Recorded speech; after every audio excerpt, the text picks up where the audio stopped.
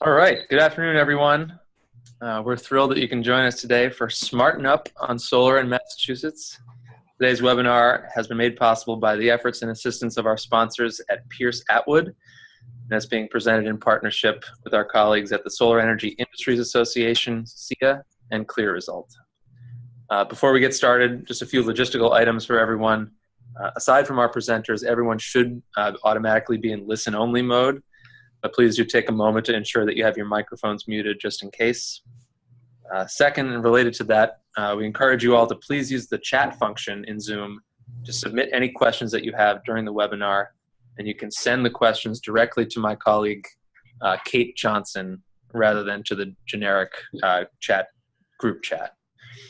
Please note that we have compiled the questions that many of you submitted when you registered for the webinar, and we will be addressing many of those items both in our slides and at the end of the webinar during Q&A.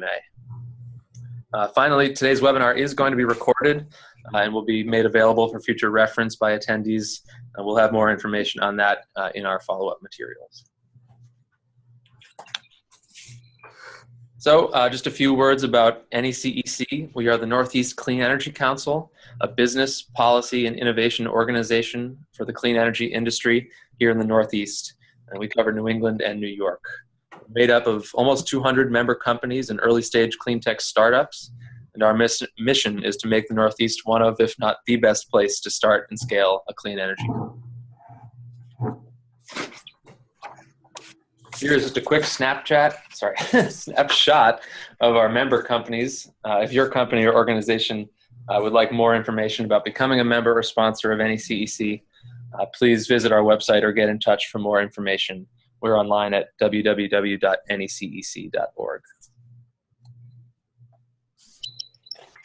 So, to move into the matter at hand, we're here today for Smarten Up on Solar in Massachusetts. We've got a great team of presenters today who are here to help you get up to speed on SMART, covering the building blocks of the new program, the latest developments in the tariff proceeding before the DPU, and the mechanics of how projects will apply and qualify under the new program. My name is Jamie Dickerson. I'm NECEC's policy analyst. I'll be your moderator today. Joining me are three wonderful folks. First up will be Paskvan from Atwood. Liam's practice focuses on state and federal energy litigation and transactional matters. He represents a variety of energy clients before the Maine PUC, FERC, the Department of Energy, among other bodies. Next, we'll hear from Dave Gall from the Solar Energy Industries Association. Dave is SEIA's Director of State Affairs, Northeast, where he works on regulatory and legislative matters in Massachusetts, New Jersey, and New York. Third, we'll hear from Sam Nutter, who is leading CLEAResult's engagement with DOER and the Massachusetts utilities as the program administrator for the SMART program. Thank you for offering us your firsthand perspective, Sam. And finally, we're excited to announce that we have a late-breaking guest presenter here with us today.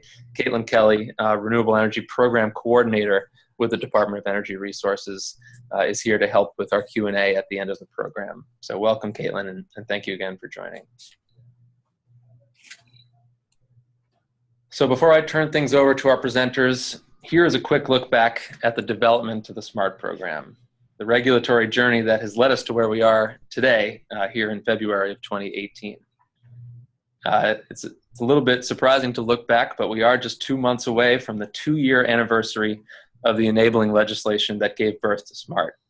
After 2 iterations of program proposals, a set of emergency and final regulations, a draft tariff proposed before the DPU, a competitive procurement, and most recently, a set of 6 program guidelines, we're now approaching the long-awaited arrival of the Commonwealth's new solar incentive program. So, without further ado, let's dive right in, and I'll pass it over to you, Liam. Thank you, Jamie. Thank you for that kind introduction, and thank you to NECEC for hosting this afternoon's webinar. As Jamie mentioned, my name is Liam Paskvan. I'm an attorney in the Energy and Energy Infrastructure Practice Groups at Atwood. And my task today, as part of this panel, is to provide just a regulatory survey of the SMART program. One one caveat before I begin. This is obviously a fairly new regulation and a new program. There are many questions and issues about the program that I'd love to discuss with you. I won't have time to get to everything today, but please, if you have unanswered questions or issues you'd like to address that are not addressed by me, by my fellow panelists, or during the Q&A, and Jamie, I'm trying to work on my volume, but I have it all the way up. Yeah, you're sounding much better now, Liam. Go right ahead. Okay. I was just finishing up by saying that if there are questions or issues that I don't get to, or that my fellow panelists don't, either during the presentations or perhaps during the Q&A, please feel free to email or call me subsequently. My contact info is included in my slide. So Jamie, can we have the first slide, please? Great. So just as a very high-level introduction, as many of you know, SMART is the new program in Massachusetts to support the 1,600 megawatts of new solar generating capacity, and as the successor program to SREC 2. Approved projects, which are deemed solar tariff generation units, are going to receive a statement of qualification from DOER, allowing for long-term tariff-based payments from the relevant EDC with whom the project interconnects. On this slide, I just tried to encapsulate for you a couple more of the sort of fundamental components of the regulation regarding eligibility requirements as well as compensation. Again, we're talking about facilities that are interconnected in Massachusetts, projects with a 5 megawatt maximum nameplate capacity. Again, here, commercial operation date on or after January 1, 2018. Hopping down to compensation, when I speak of long-term tariff-based payments, what I mean is 10 or 20-year terms. Less than or equal to 25 kWAC projects will get the 10 years, larger projects 20 years. And as we'll get to later in the slides, and certainly during the Q&A, payments are going to reflect a base compensation rate, plus, where applicable, rate adders for project-specific characteristics or off-taker-specific characteristics, and as well, where applicable, a rate subtractor for greenfield development. Next slide, please, Jamie.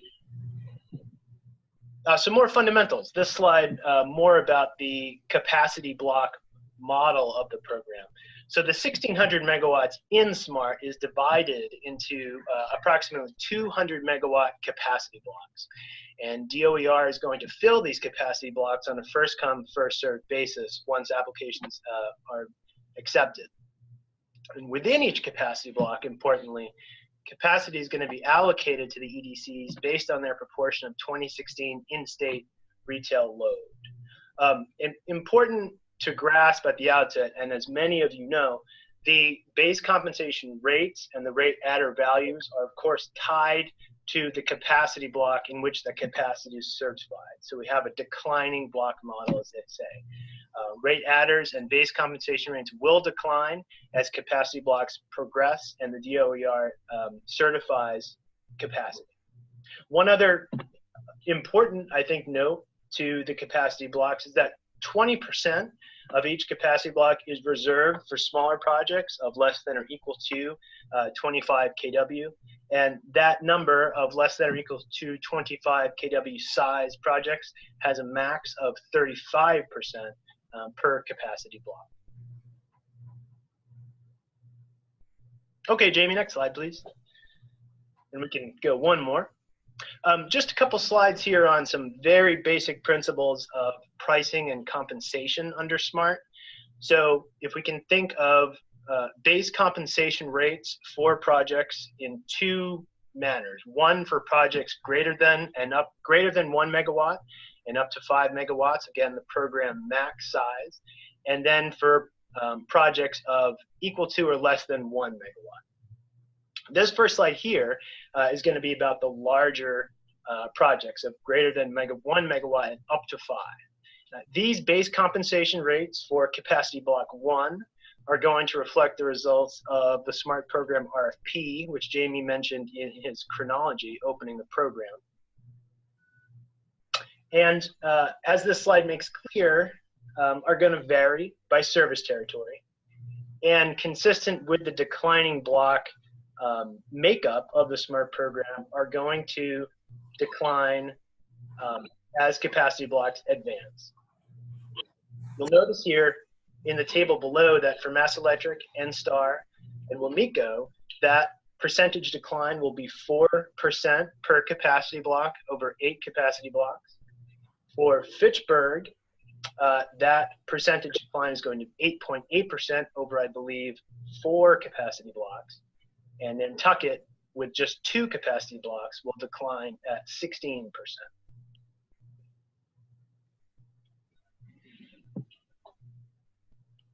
All right, thank you, Jamie. So this next slide is referring obviously to base compensation rates for projects of equal to 1 megawatt or smaller. So the way this base compensation rate will work is that these projects rate will reflect the base compensation rate for larger projects, as I introduced in the prior slide, multiplied by a base compensation rate factor. And what I've done on this slide is just to provide a template for you for accounting for that, or multiplying those numbers to get the base compensation rate for the smaller projects. Base compensation rate for larger projects multiplied by the compensation rate factor. And the table below, of course, is just the base compensation rate factor for the different size projects that are 1 megawatt and below.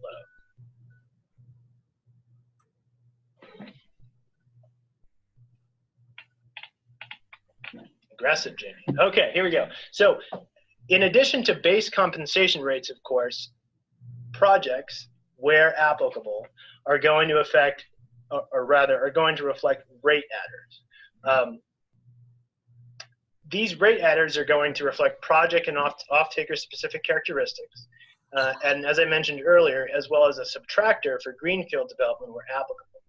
2 details I think that are important about the rate adder concept and things to remember. So solar tariff generation units with capacity of 25 kW or less are only going to be able to combine their base compensation rates with the energy storage adder. And I'll get to that energy storage adder a little later in the slide deck. Secondly, solar tariff generation units with capacity of more than 25 kW are going to be able to combine their base compensation rate with 1 adder from each of the adder types. That is a location-based adder, off-taker-based adder, solar tracker adder, and the storage adder. And we'll get more detail on those adders as we move forward. But a couple more things to note about rate adders. Consistent with the declining block model of SMART, initial rate adders are going to be applicable to the first 80 megawatts of capacity that is eligible for rate adders and is certified into the program. A rate adder tranche that was issued by DOER. DOER will designate additional rate adder tranches in the future, and in subsequent rate adder tranches, adder rates, or adder values rather, will decline by 4%. To my knowledge, DOER has not designated the subsequent size of the next adder tranche, but will do so as necessary in the future. And we can go to the next slide, Jamie. Okay, so this is brings it home a little bit. So these are the initial adder values as well as types. So we see actually 3 of the 4 types. We see location-based adder, off-taker-based adders, and the solar tracker adders. And just note at the bottom, I've tried to make clear that these values shown on this slide are going to be only applicable to the first tranche of rate adders.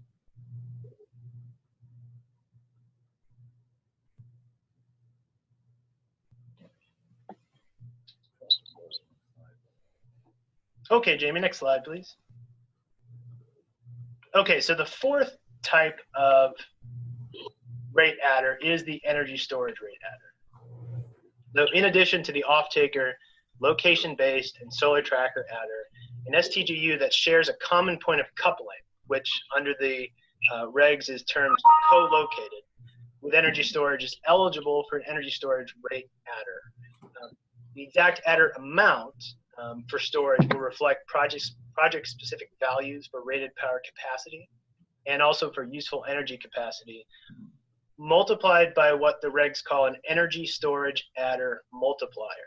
Now, for purposes of tranche 1, that energy storage adder multiplier is going to be 4.5 cents per kilowatt hour. And on the slide, I've just included a couple more details about nominal rated capacity as well as nominal useful energy capacity.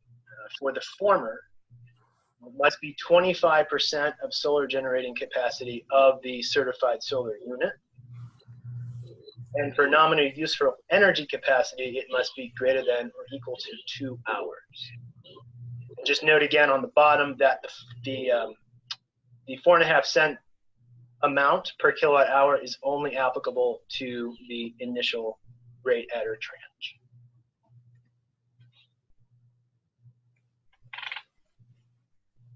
Okay, Jamie, go next slide, please. So I've tried to put together for you, at least at a high level, what a base compensation rate is, as well as what a rate adder will be. But I guess it's also important to understand how payments from the EDCs will be calculated under the program. The answer to that question is going to vary whether your project is a standalone facility or behind the meter facility. For standalone facilities that are net metering units, qualifying facilities, or alternative on-bill credit generation units under the SMART tariff, payment is going to equal here in the second bullet, base compensation rate plus applicable adders minus the greenfield subtractor if necessary, minus the value of energy generated. So necessarily payment for standalone facilities is going to vary over the term of the long-term payment period.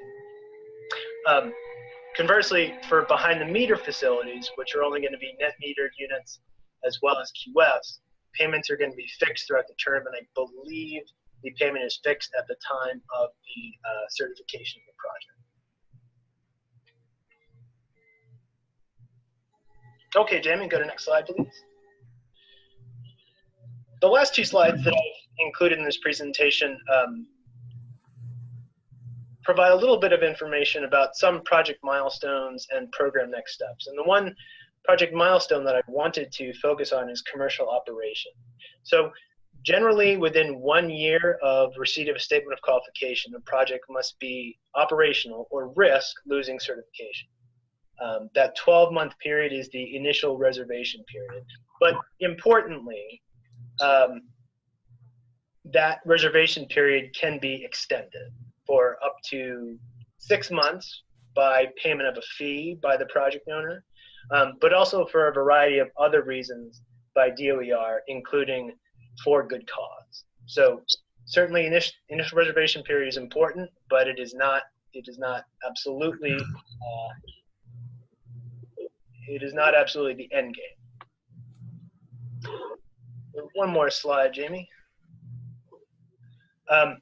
So as I was saying at the beginning of my presentation, so this is a new program. These are new regs, and importantly, on a parallel track, there is a departmental proceeding in which the DPU is reviewing the EDC's proposed tariff. So it's good to sort of keep your eyes peeled with respect to regulatory developments regarding SMART program, and particularly with respect to DOER's regulations. In January of this year, DOER issued draft guidelines on several topics that are germane or important to the SMART reg, and I've included a list of them here.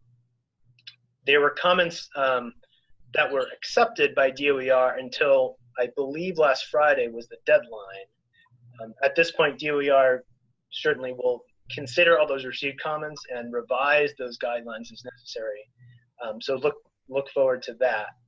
And as I mentioned, it is important to understand that there's also this parallel proceeding before DPU regarding the tariff. So definitely keep your eyes peeled and monitoring that. Certainly we will. And that's really all I have for you. I think, Jamie, you can go forward.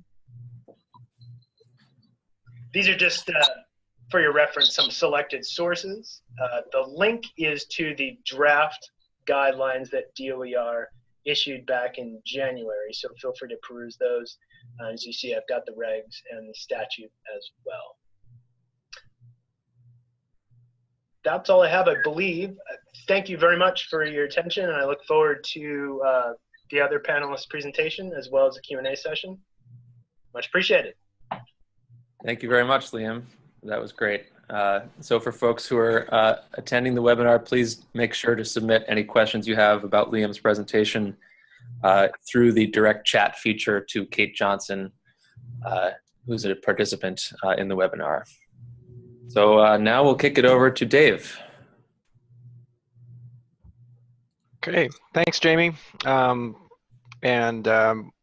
As Jamie said earlier, I'm Dave Gall. I'm the Director of State Affairs for the Northeast for the Solar Energy Industries Association, and I'm going to give you a walkthrough of some of the major issues in the tariff proceeding that's underway over at the Department of Public Utilities.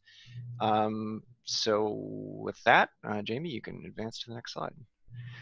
Let me just explain what I'm going to do. I'm going to tell you a little bit about SEIA and SEIA's interest in this case. I have to give a little bit of a disclaimer about the contents of this presentation, and then we're going to dive into what I think are the major issues in the proposed utility tariff that implements SMART. And then we'll either take questions. I think we're taking questions at the end, so I'll probably skip over that section. So, Jamie, you can advance to the next slide. All right, so here's a little bit about SEIA. We were founded in 1974. We have 1,000 member companies from all 50 states. Our mission is to build a strong solar industry to power America, and our goal is to have 100 gigawatts of solar capacity online by 2020. Our specific interest in Massachusetts has been, Massachusetts is a leading market state, consistently among the top 10 states in terms of installed capacity. And Massachusetts has long been a leader in advancing solar policy and developing innovative policy designs, which is why we've spent quite a bit of time and attention focused on the SMART program and both in the development of the regulations phase, but now we are the lead intervener in the case over the DPU to make sure that the final details of the program are worked out so that it's as supportive of the solar industry as it can be. Next slide, please. Okay. So my disclaimer, the views that I'm expressing today are not SEIA's official position. So our official position is represented in the documents filed in the docket, which is DPU matter number 17140. So I just have to encourage you, if you have additional questions about some of the specifics or you're looking for an official record, you can please do not refer to this webinar, but go find the testimonies and surrebuttal testimony that was filed in the case itself, and that's the appropriate citations for the positions that I'm going to describe over the next few minutes. Next slide. One other thing I wanted to mention before we dive into some of the key issues is, while SEIA is the lead intervener in the case and we have a strong interest in the outcome here, the way our intervention has been structured is that we have the support and are collaborating with the other primary industry associations in Massachusetts. So we've been working closely with the Coalition for Community Solar Access. Obviously, we've been working closely with our friends at NECEC, the Solar Energy Business Association of New England, and Vote Solar as well. And even we've relied on Vote Solar to be our expert witness in the case. So this has been a good example of industry collaboration, and while SEIA is taking the lead, we've relied on the support of our member companies and our sister associations working in the space. Okay. First set of issues, and I'm really going to focus on the top four. We did submit in testimony and in rebuttal testimony, surrebuttal testimony, probably 18 recommendations for the way the utilities model tariff could be improved. I'm not going to go through all those today. There's a lot of technical detail included in those recommendations, but what I thought I would do would just hit what I think are the four probably most important issues for discussion. And the first of those four issues is about capacity rights. So in the utility tariff, they essentially what they've put forward is a proposal where they would have the irrevocable right and ownership of capacity for the alternative on-bill credit units and qualifying facilities. So it would be, you know, they would have the ability to bid those resources into the forward capacity market, and this would obviously have you know, an impact on the storage units as well, and potential access of storage facilities to some other markets over at the New England ISO. The problem here, from our perspective, is that at least in the past, utilities haven't expressed much interest in bidding capacity into the market in either an efficient or meaningful way, and that, you know, potentially could hurt ratepayers. And the way this has been constructed, the utilities, just based on the requirements, the utilities' ownership of the capacity would potentially eliminate storage for participating in some markets and cut off a major revenue stream for them. We feel that could be a significant deterrent for the growth of storage in Massachusetts, and could undermine some of the state's overall policy goals in trying to encourage the pairing of solar plus storage. So this is a problematic provision in the utilities tariff. We're trying to have it amended, and our recommended solution is basically just to eliminate the utility claim on capacity rights for these particular units. One other thing I should mention here too is that, you know, during the case so far, one of the arguments that we have made is that the SMART program has an incentive for storage units as well as the incentive for solar units, and throughout the development of the incentive for storage, the materials that have been put forward by the Department of Energy Resources and, you know, much of the discussion was focused on the fact that incentive level was set at a particular level, but that access to some of these other energy markets and capacity markets for storage would be available. So I think we've included that argument in our documents, that the storage incentive was set at a level that included, or I should say that anticipated that storage could have access to these other revenue streams, and that, you know, putting all those revenue streams together would ultimately allow for cost-effective energy storage. So that's been a big part of our argument going forward, and we feel like we have a pretty strong case along those lines. Next slide, please.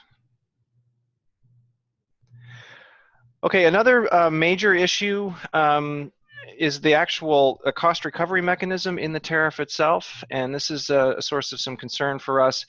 The utilities have essentially proposed a cost recovery mechanism through a fixed charge, and their rationale is essentially that a fixed charge shares the program cost among all customers, and including participants in the SMART program.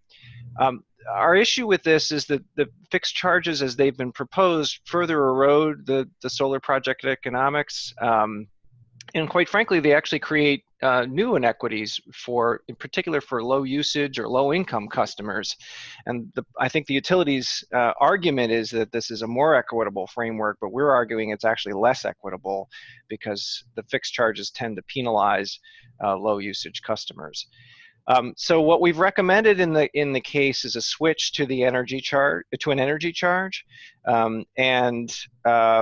you know, we've tried to make the argument throughout that the current construction, they're trying to address one perceived inequity, but they've actually created another one for these low usage customers. Next slide, please. Okay, there are some other, there's actually a set of issues associated with the, what's called the alternative on-bill crediting mechanism. And probably most important of those issues is that the utilities are proposing that the allocation of monetary credits to a customer would be limited by their annual consumption measured in kilowatt hours. The problem here is that this proposed limitation on the allocation of bill credits really undermines the value proposition for customers. And we included in our testimony a number of analyses that show that customers would see a significant reduction in potential savings on their bill, especially when compared with net metering. So for instance, in National Grid's service territory, we'd see a potential 60% reduction in bill savings when compared to the net metering framework as it exists today. And part of the issue with this is that this proposed limitation on the allocation of bill credits is especially problematic when you combine it with the proposed credit rate, which is the basic service rate. You put those two things together, and you're talking about an alternative bill credit framework that is much less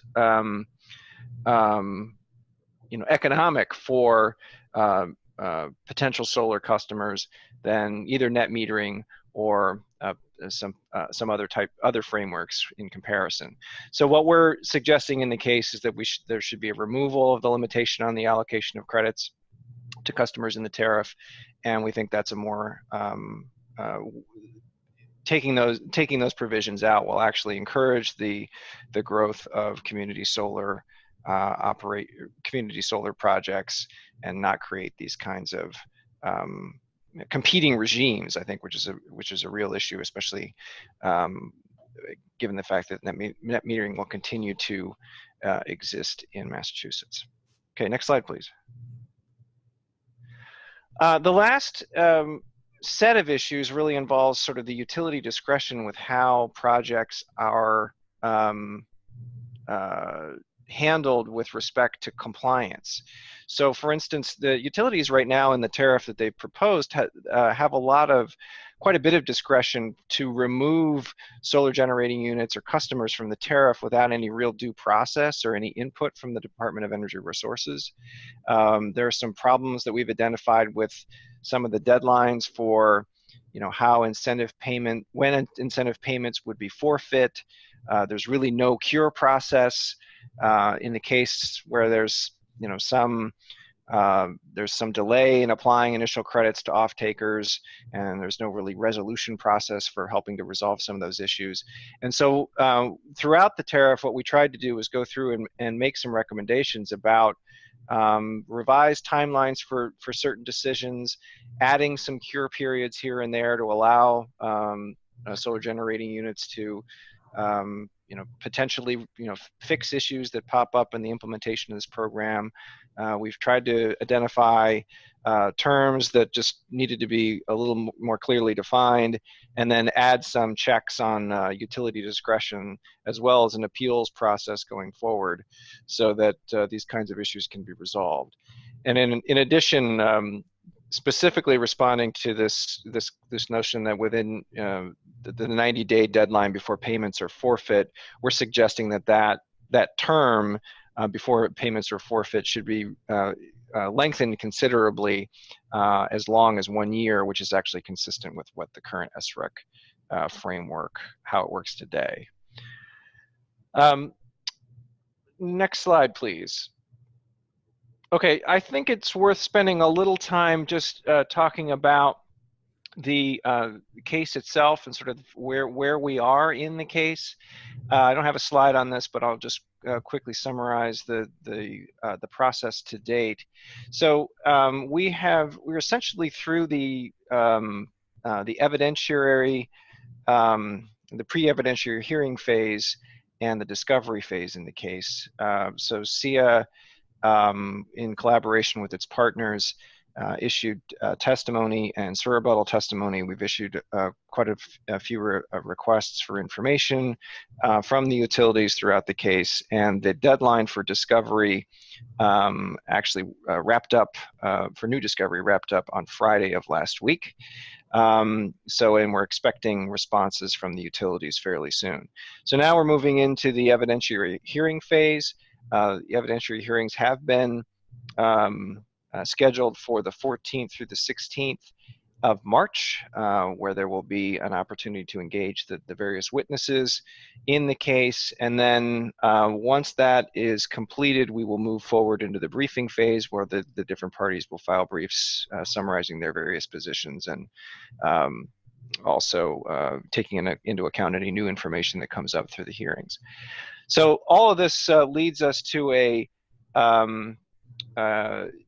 late April final deadline for the filing of documents, and then the DPU will consider all of the testimony and the briefs that have been filed, and will make a decision about the format of the tariff and what needs to be changed, and make their recommendations. I think at this stage it's a little hard to tell exactly what when the DPU will come out with their ruling, but I would expect at least 6 weeks after the evidentiary or the briefing phase is over. So we're probably looking at a June time frame for the DPU to make its final determinations. And I think at that stage of the game we'll have further clarity about some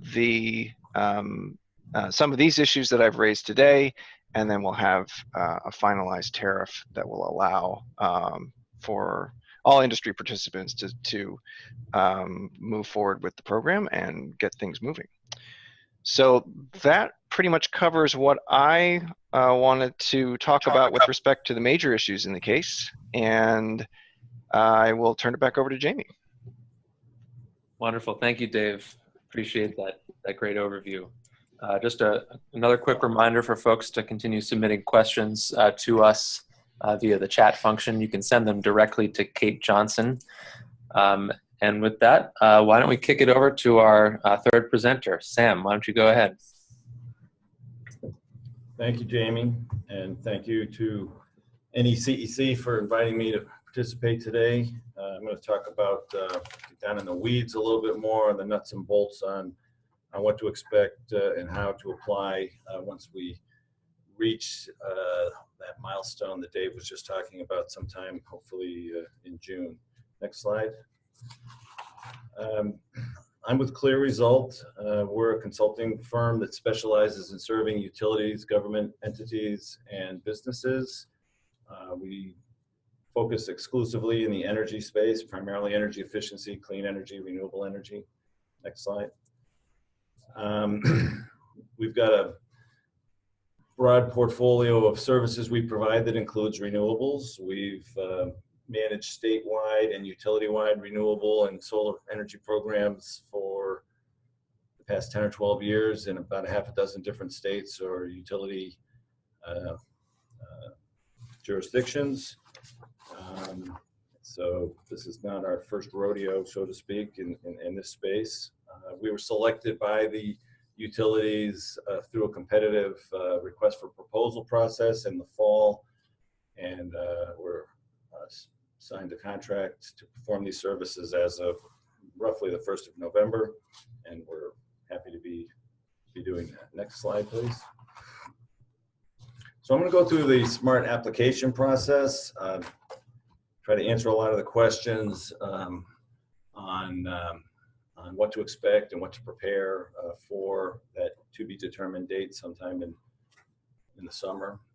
And again, the timing of all of this is dependent upon the DPU rate case or proceedings, as well as some of the answers to a lot of the questions people are asking are dependent upon how the tariff is finally approved by the DPU.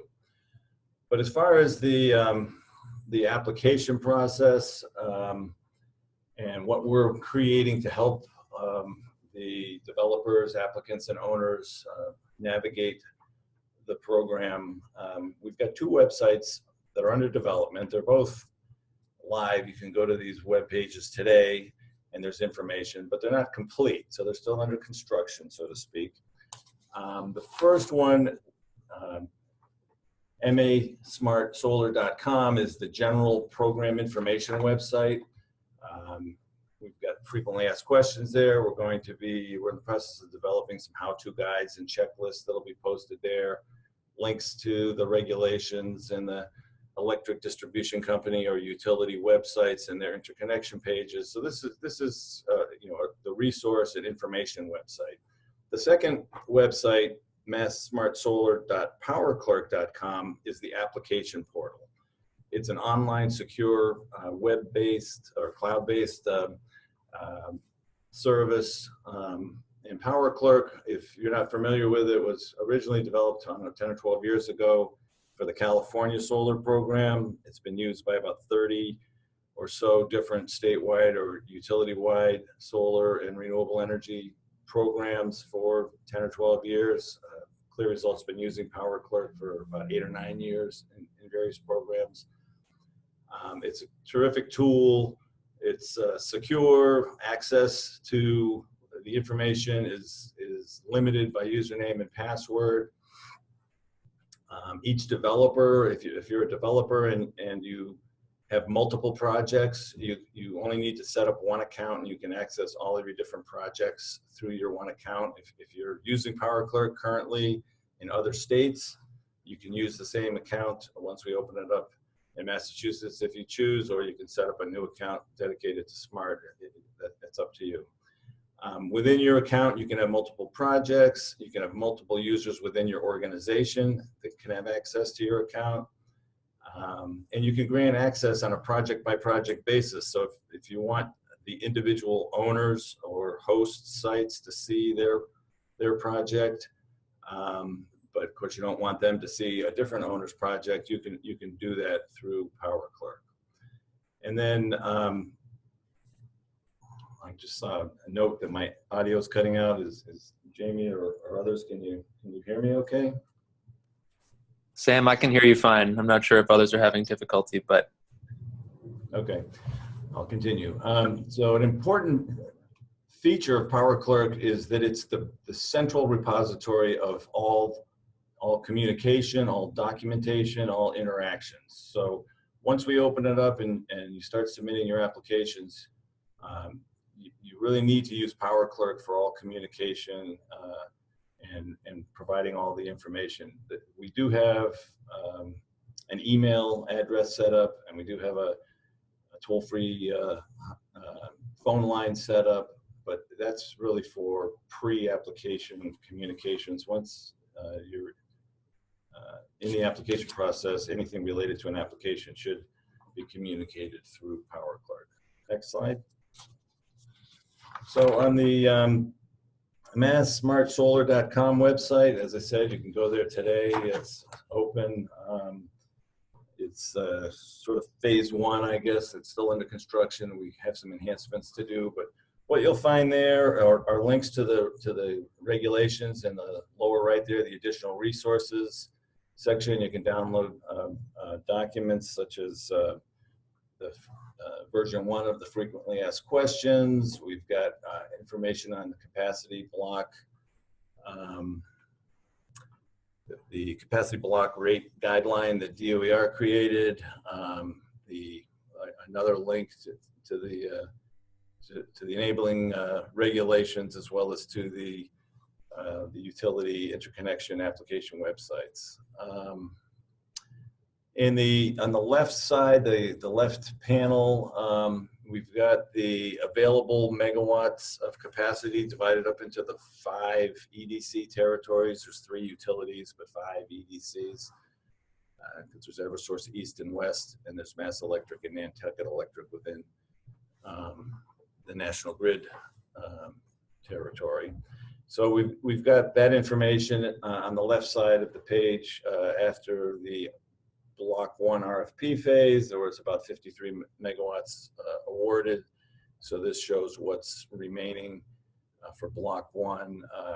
By the time we go live sometime in the summer, we're planning to enhance this, and we'll subdivide it and show available capacity for the 25 kW and smaller subset of each block, and the over 25 kW subset of the blocks. And our intent is, once the program goes live, to update that information once a week. It's not going to be real time, but it will be relatively current. We're going to be adding, I think I mentioned this before, things like how-to guides, and DOER is working on an incentive calculator. A lot of people asking questions about how do I calculate my incentive, and DOER is working on a calculator tool that folks can use to plug in their variables for their proposed project to get an estimate of what incentive they might qualify for. And once that's ready, we'll be posting that on this web page. Next slide, please. This is a screenshot of the Power Clerk, the SMART Program URL that gets you into the Power Clerk application. This is, again, it's live. You can go there. It's not currently accepting applications. We've got to shut down while we're configuring it. We use this for the Block 1 RFP phase. Then once that was completed, we've closed it while our developers are doing the configuration for all of the complexity of the program that Liam described. It's all going to be built into the application so that the tool will do most of the calculation work for you. But if you go to the site today, it's slightly different than what you see on the screen.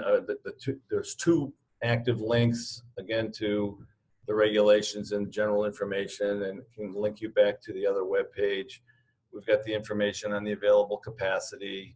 And there's a couple at the bottom of the screen. It's kind of cut off on this PowerPoint slide, but there's a couple of videos that folks want to learn a little bit more about Power Clerk. There's a new user video, and that's active. You can watch that.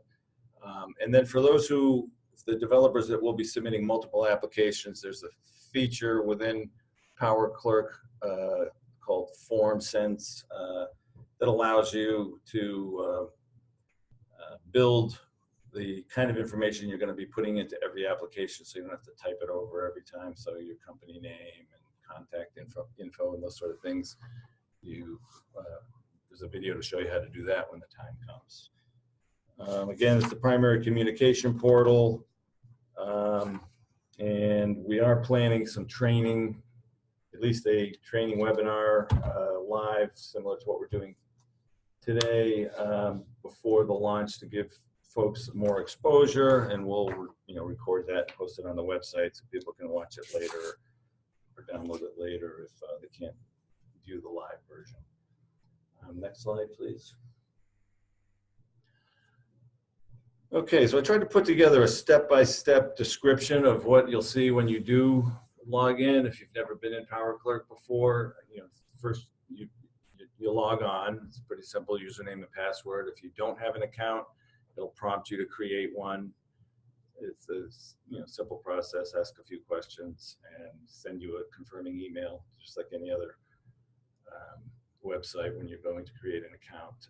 There's no fee or anything associated with creating an account.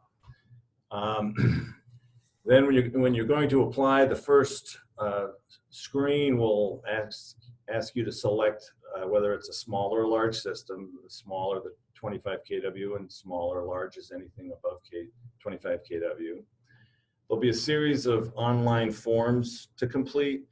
Power Clerk works much like many other online tools. If you've ever used TurboTax or SurveyMonkey or tools like that, it's very similar. It prompts you through, asks questions, gives you drop-down menus to choose from, etc. And it's a series of screens that, depending upon the answers you put in, you sometimes get alternative screens for things like the adders, for example. But in general, it will ask you to answer a lot of questions and fill in some online forms. Those forms include identifying the electric distribution company and providing an account number, identifying the applicant, host, owner, and installer. There's a lot of questions that we've gotten about, well, what if it's a third-party owner, or what if, we're doing a PPA? Well, you simply identify that, provide that information, and identify it in Power Clerk. And in some cases, as I'll explain later, we ask for some additional documentation, but in general, just input it into the form. We'll be asking for site information, address, and then for the larger projects in particular, land use characteristics. We'll ask you to input the PV project details. There's a lot of drop-down menus from the CEC database, so virtually all the potential PV panels and inverters out there are in the system, so you just select them from a drop-down list, and if you pick the right part number, it'll input the rating for that equipment. And then if there's, and also on the PV project details, we'll be asking about the metering account type. Are you planning to be a standalone system or behind the meter system or QF, et cetera? And then if there's any adders that you're going to be applying for, there'll be some forms where you'll have to provide some information on those particular adders. For certain elements, we're going to ask you to upload documents. The documents should be in a PDF or JPEG type format, and they are limited to, each document cannot be larger than 5 megabytes. You can upload multiple documents if necessary, but each one can't be larger than 5 megabytes. And then finally, when you get near the end, you'll be asked to electronically sign a certification form with DocuSign. If you're familiar with that, you'll be asked to sign that you certify that all the information provided is true and correct to the best of your knowledge, and that you have read and understand the terms and conditions, a statement to that effect. And then you'll pay the application fee. It's an online payment service using a service called Stripe that's similar to PayPal. So pay via credit card and hit the submit button, and you're done with the application. If you have forgotten any required documents or didn't fill any required fields in at that point, you'll get an error message telling you specifically what's missing, so you can go back and fill in that information. If you've got everything filled in, you hit submit, you'll receive an acknowledgement and a receipt via the email address or addresses that you provided, so you'll know that it's in the system. It's just going to acknowledge that it's in the system. It doesn't mean you're approved yet, just that you're in the system, and you'll get a receipt for your payment. Again, I can't emphasize enough, Power Clerk is the communication tool. A week later, you want to know what's happening, don't send us an email. Go back into Power Clerk. You can always log in and see the status of your various applications as they move through the process. And if we have any questions or need additional information, we will message you. You'll get an email from Power Clerk with instructions on what to do. Typically, it's to log back in and answer some questions or provide another document or whatever. Next slide, please. So again, when you log in, there's two basic types. We're setting it up so there's two paths. Your first or second window, you'll be picking either small or large. If you're selecting small, the documents that you should have ready in advance that you'll need to upload would be a copy of the executed contract between the installer and the customer. If it's a third-party system, then a copy of the executed power purchase agreement or lease.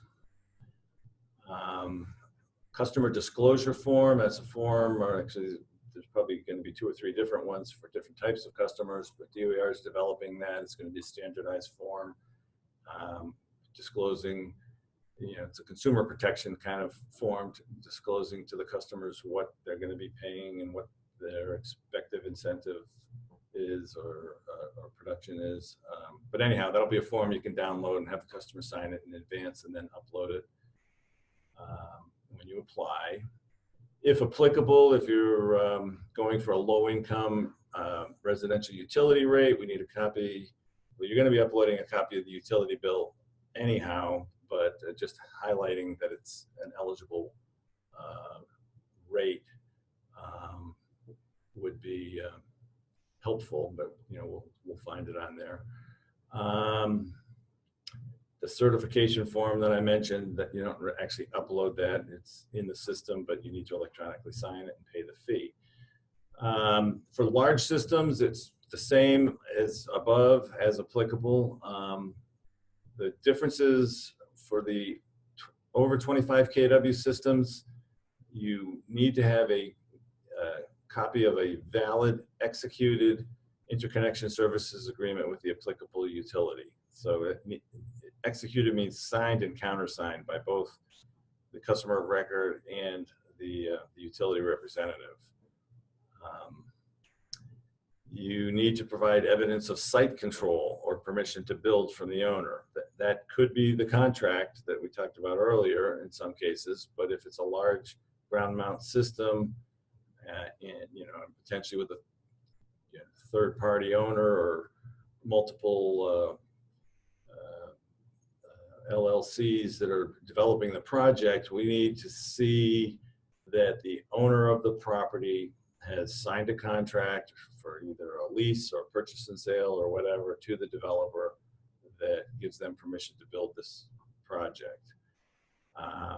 We'll also need copies of any non-ministerial permits that may be applicable. Ministerial permits are things like a building permit or an electrical permit, traffic control permit. The normal permits you get from the town are ministerial. Non-ministerial are other entities like the Zoning Board of Appeals, if they have to rule on the construction of the project, or Conservation Commission rulings. If you're going for the landfill or brownfield adders, you'll need the evidence of the permits or the certifications that they qualify to receive those adders.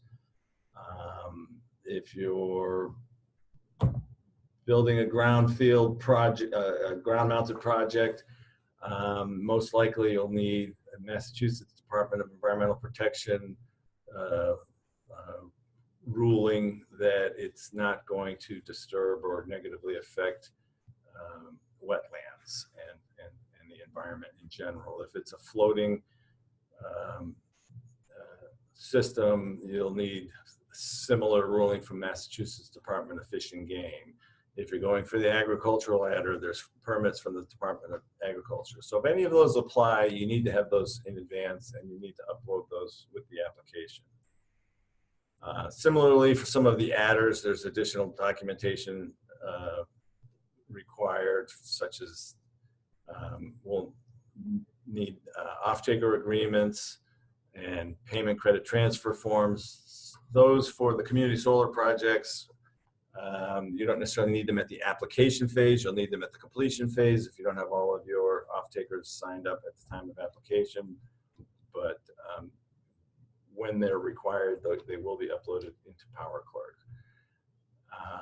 Typically, we're going to need some sort of plans or specifications documenting features such as if it's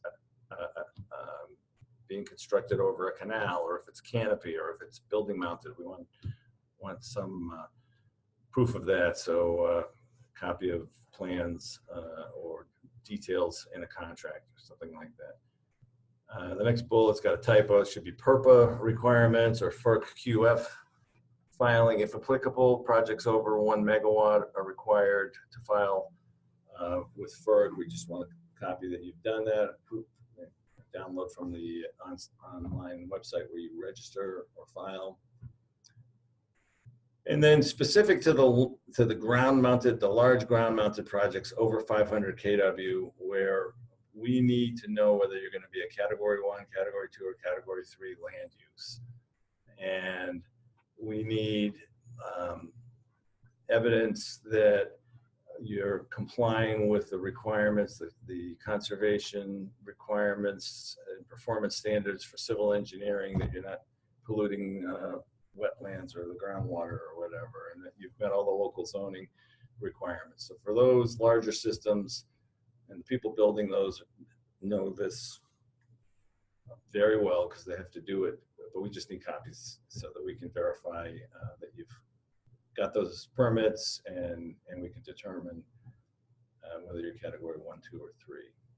And then last but not least, for energy storage projects, we'll need the plans and specs on that so we can determine what level of incentive you qualify for in that category. Next slide. So a lot of questions have come in about, well, you know, people asking about the queue and the waiting list and how do we know when the blocks are full? Well, there is no queue, there is no waiting list. The intent is that once we open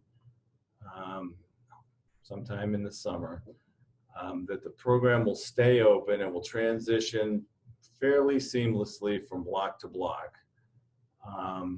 And from tranche to tranche. The 5 EDCs will fill their blocks independently. So once we get going, we could have, you know, one EDC still in block 1 and another one already over in block 3, or we could have one EDC that the small are in block 1 and the larger in block 2, or whatever. So we don't have to wait for the entire block to fill. We don't have to wait for all 5 EDCs to fill block 1 before we move on to block 2. As mentioned previously, there is a set aside for small systems. So at minimum, 20% of each EDC's block is reserved for the 25 kW and smaller. So if that EDC has a run on the large megawatt scale projects and they fill that portion of the block, then we'll set aside that 20% for the smaller ones. Conversely, if an EDC is slower to fill the large, but has a lot more of the small ones and they cap out at 35%, then we'll move the small applicants for that EDC into the next block and leave the other block open for the large ones until they fill. So first come, first served, that was mentioned earlier. On day 1, we have special rules that will be in place on day 1 that there'll be no timestamps. So everybody on day 1 will have a more of a level playing field. You don't have to, you know, sit there by your computer at midnight and be the first one in. And for that matter, we're not planning to open at midnight. We're planning to open on day 1, normal business hours, probably, you know, 8 a.m. or something like that. So assuming your project is complete, you've, you know, provided all the required documentations, it's an eligible project, it's in Massachusetts in one of the electric one of the IOU electric distribution companies, not the municipal electric company towns. Then you'll get into the queue. On day 1 for large projects, every large project over 25 kW that comes in on day 1 needs to have an interconnection service agreement, and we're going to order them by the execution date. So the ones with the oldest or earliest execution dates on the ISA will be first, and the ones with the latest ones will be last. And we'll work through the queue from day 1 based on that for the large projects. Similarly, for the small projects, we're going to order them by the contract execution date. They need to apply, you need to have an executed contract between the customer and the developer. So we'll be ordering them by the fully executed contract date. We will, the tiebreak, if for tiebreakers, if if we get to, from day one, if we get to a point where we're filling a given block or sub-block from the pool of day one applicants, and we have 2 or 3 projects that have the same dates, then we'll do a random drawing, so to speak, to pick which one goes first. It's probably not likely to happen, but just in case, we'll do that. As I mentioned, we're going to open for business on day one during normal business hours. We haven't decided yet whether it'll be 8 a.m. or 9 a.m. Eastern Standard Time, but it'll be something like that. We're not going to open at midnight and expect people to be up all night trying to be the first one in or whatever. And again, I can't emphasize enough, the portal will be the primary means of communication. Once we get beyond day one, then the first come, first serve rules will be applied using the timestamps. So if you get in at 12:01, you'll be ahead of someone who comes in at 12:05, regardless of what your execution date or contract execution date is. So day 2 and beyond is truly first come, first serve as far as what your position in the queue will be.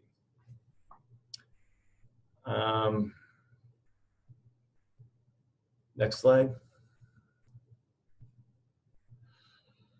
So the process for review and recommendation. CLEAResult's role is to review and confirm that projects are eligible and they've completed all of the application requirements, and to calculate what block and base compensation rate and adders they're eligible for, and then make a recommendation to DOER.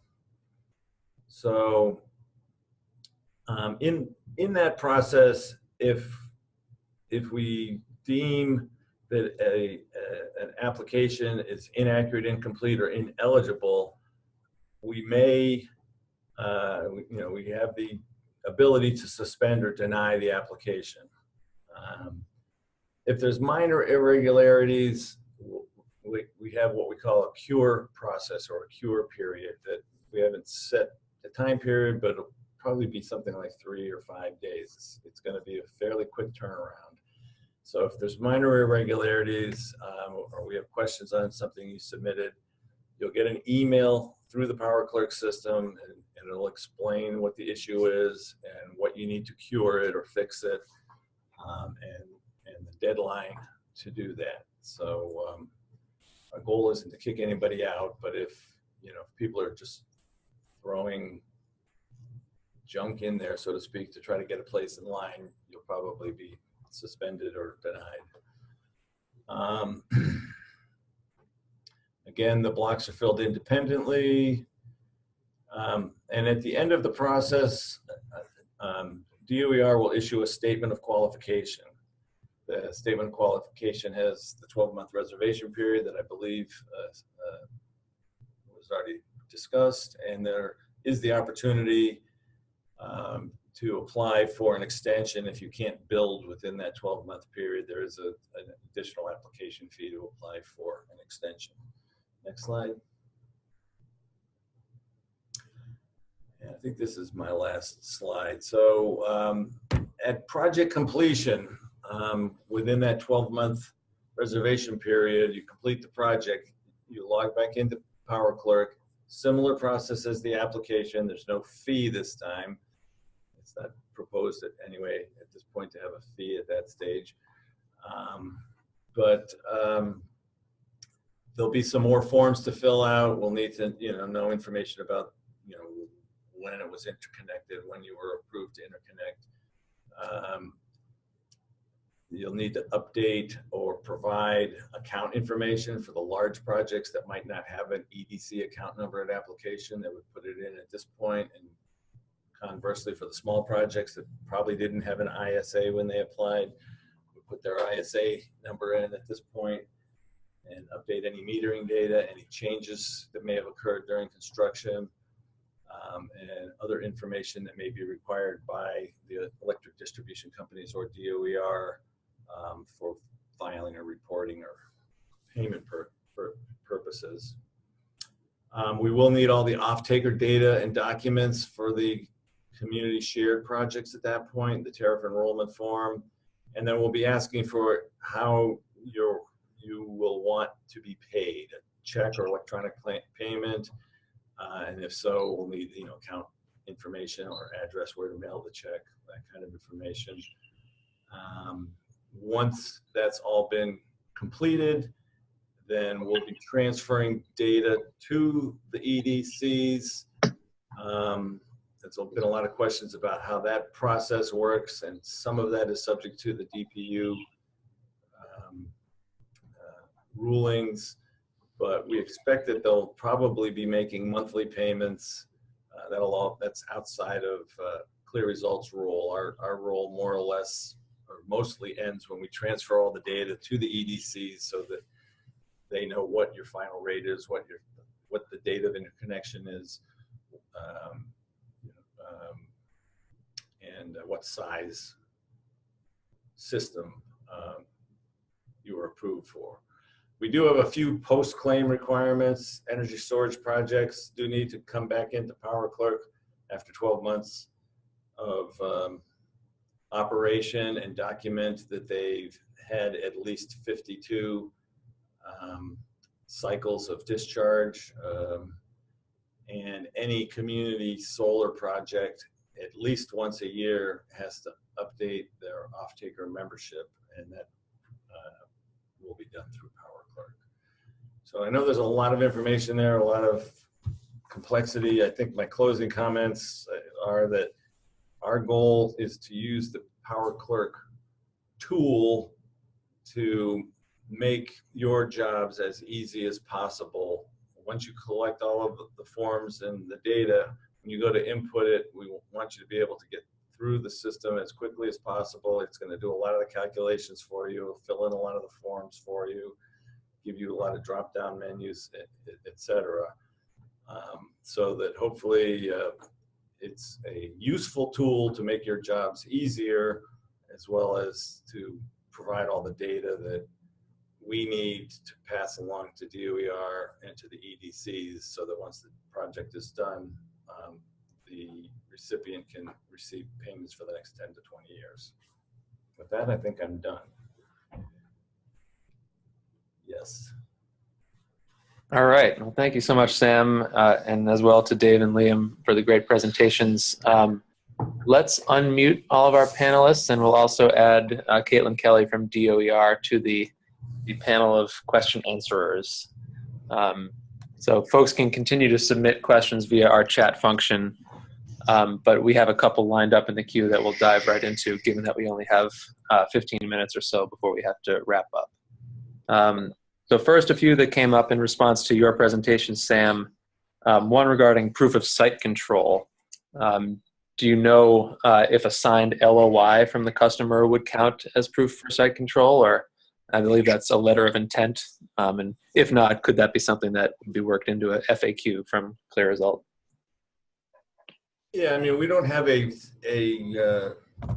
concrete, specific list, but anything that's legally binding or appears to be a document that to provide evidence. We just want to make sure that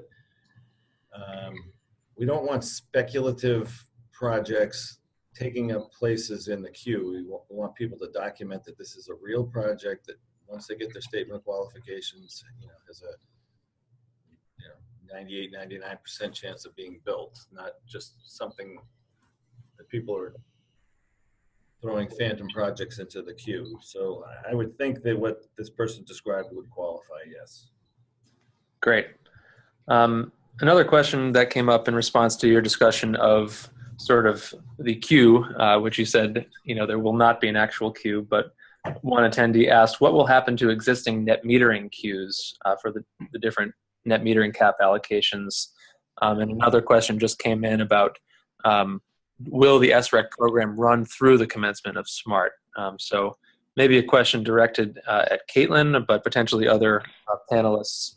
What's going to be the interaction of projects lining up to get net metering cap allocations and potentially under SREC 2? Sure, I can take that one, Jamie. So in regards to the question on net metering, so just to clarify, the SMART program is a completely separate program from the net metering program. It has no impact on net metering queues, no impact on net metering eligibility.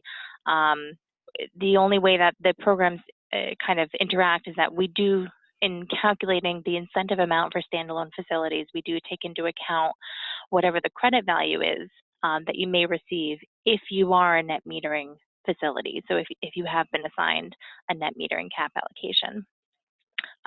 But otherwise, it really hasn't, there's no impact or change to net metering based on SMART. And then in regards to SREC 2, it really is going to be, we're going to end SREC 2 and then we're going to begin SMART.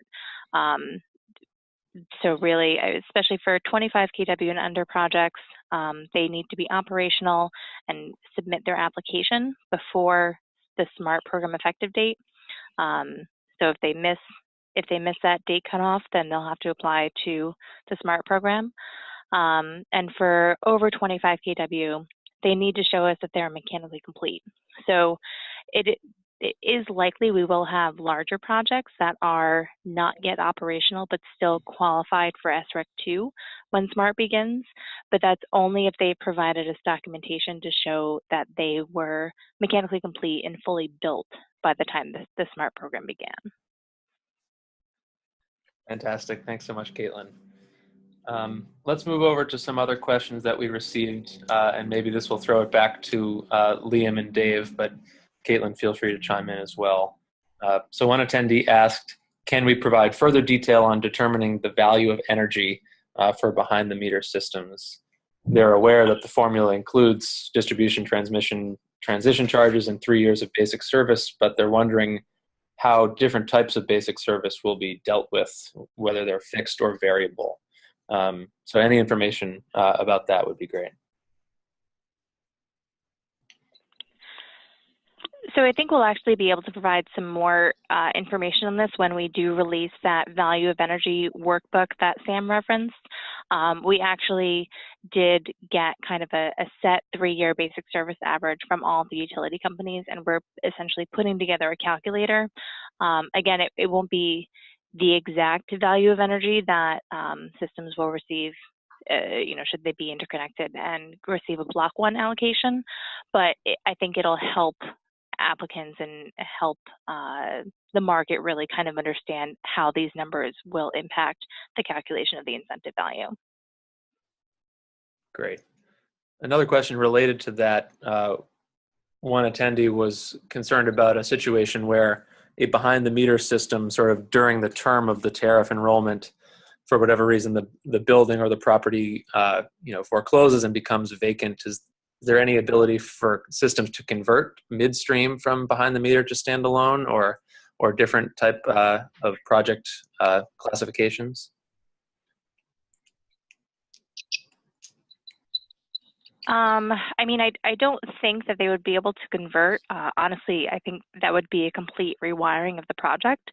So that would be a much more complicated endeavor than just simply changing the incentive, because it's actually how is the system interconnected to the building. And I honestly don't even know if you would need to obtain a new interconnection approval.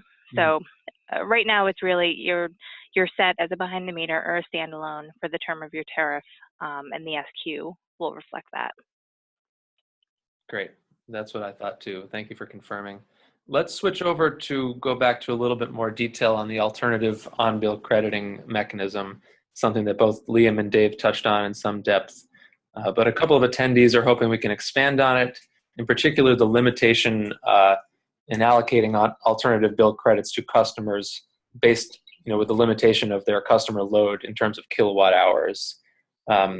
Yeah. So, yeah, go ahead, Dave. I'll take that one. So I think what I tried to get across in the presentation, and I'll try and clarify here, is I think it's the combination of the fact that you have that annual limitation on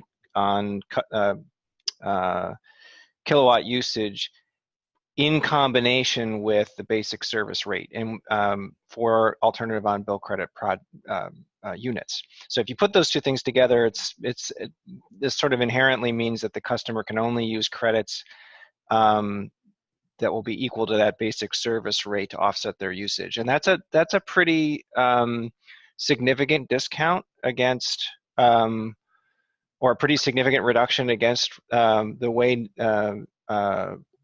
community shared solar operations work today under net metering, and that goes back to the 60% reduction figure that I had quoted. So it's really the combination of that limitation on kilowatt hour usage plus the basic service rate means that the customer's really not offsetting as much of their bill as they otherwise could under the net metering framework. Thank you, Dave.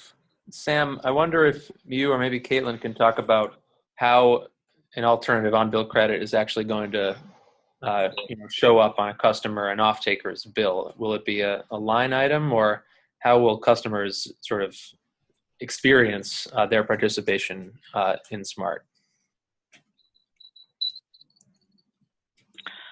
I think I can take that. And it's really, I mean, obviously all the details about the alternative on bill credit are still subject to the approval of the tariff. But the intent is that it's intended to be, a dollar amount that shows up as a credit on your bill in the same way a net metering credit would. So it's effectively, it would show up in the same way a virtual net metering credit would, just, the value would be different. Great. Thank you, Caitlin. I want to make sure to get in some discussion on the energy storage adder, because I think that is a big part of this program, and a number of attendees submitted questions in advance about storage. So maybe Dave, if you can give a little bit of perspective on why SEIA from a national perspective is excited about the storage component of the SMART program. And then maybe Liam, if you have any color about how projects are going to be approaching the regulatory side of storage participation, it would be great to get more color on that. Sure, I'll just give some high-level thoughts on it. I mean, the solar industry broadly seems to be heading in a pretty fast clip into the storage space. A number of our national companies have been developing storage capacity and storage technology that they're pairing with solar systems. So the inclusion of a storage adder, I think, is important because it not only recognizes that that's sort of the direction that the industry is going, but also provides an incentive that will ultimately, help storage scale and become a bigger part of the landscape, which would provide, benefits to ratepayers very broadly speaking. So I think that's why we're interested in storage associated with this program, and we think that the adder mechanism is a good incentive that will hopefully help the market kind of more broadly. Thanks, Dave. And Liam, I don't know, have you been working with any clients where folks are already beginning to model storage in their SMART plans, or what have you seen from the development market? Certainly folks are thinking about it and have got their pencils out and sharpened for sure. I believe that Dave mentioned this in his presentation, but I think it's a very interesting issue and obviously an important one in the tariff proceeding. Regarding title to capacity rights, including for solar plus storage facilities, in as much as whoever takes title to the capacity rights will be able to obviously participate in market, and certainly from the storage perspective, the ability to sort of stack revenue streams is an important one, and the tariff proceeding, when it speaks to that issue, will be an important decision for sure. Wonderful. So I'm trying to pick questions that are as broadly applicable as possible. We've got a couple of fairly narrow ones for Sam. In terms of lining up applications on day one of the program, one of the attendees asks, the current regs say that the remaining capacity in Block 1 not consumed during the competitive procurement will be allocated to only those projects which qualify for an adder. Does this then move all adder projects to the head of the line on day one? I don't know if you or Caitlin can weigh in on that at all. Yeah, I can take that. It's for projects in the 1 megawatt to 5 megawatt category that restriction applies. The thought process was that it was expected that they would have participated, those kind of projects would have participated in the competitive RFP that was used to set the base compensation rates. So if they chose not to participate, it was sort of an incentive to get them to participate. So if they didn't participate, then they have to either wait till block 2, or if their project of that size that's eligible for an adder, then they could still come in. Because for the competitive RFP phase, adders were not eligible at that phase. So it was kind of, it was a way to try to encourage as many as possible to bid during the RFP phase, so we had a competitive solicitation to set competitive pricing. So there's no restriction for projects under 1 megawatt for block 1, as far as that's concerned. And if we get applicants on day 1 that, because of that restriction, wouldn't be eligible for block 1, we basically would take them out of the queue. And if block 1 was filled on day 1, then we'd put them back in at that point. Great, thank you, Sam. Just one other that came up, I think a very small question. You made some reference to application fees. Could you just clarify what level those fees will be at and what stage of the application process applicants will have to post any fee? Yeah, the dollar amount of the fee has not been established yet by our clients, by the utilities.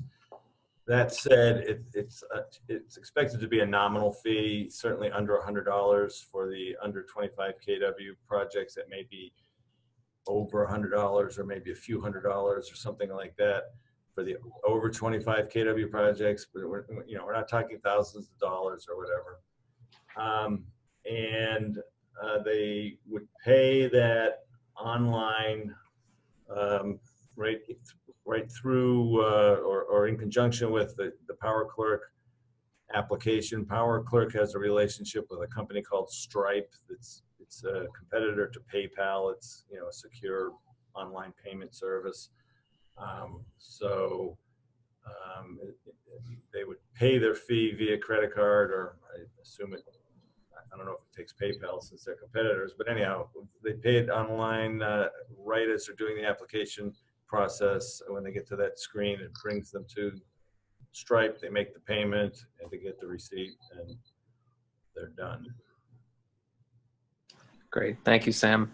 In our last few minutes, I do want to give Caitlin and others a chance to weigh in a little bit on some of the guidelines that were recently issued by DOER. We've got a couple of questions on the front end of the webinar about specifically the dual use agricultural guideline, and a couple of questions have come in about parcel rules with respect to having 2 different smart solar tariff generation units on a single parcel. So Caitlin or maybe Liam, could you give a high-level gloss of those guidelines and DOER's perspective on those? So basically, the guidelines were out for comment. Comments were due last Friday. So we have started to review the comments and make changes to the guidelines as needed based on feedback that we received during the public comment period. So, and specifically, we did receive a number of comments about the agricultural generation unit guideline. We will be working with Massachusetts Department of Agricultural Resources in reviewing those. So we are reviewing them all this week. We certainly want to get the final versions of these guidelines out as quickly as possible. I can't commit right now to when the final versions will be posted, but I did post, and let me just double check to see if it's up. I did post all the comments that we received on the guidelines on the DOER website if people want to take a look at those. Thank you, Caitlin.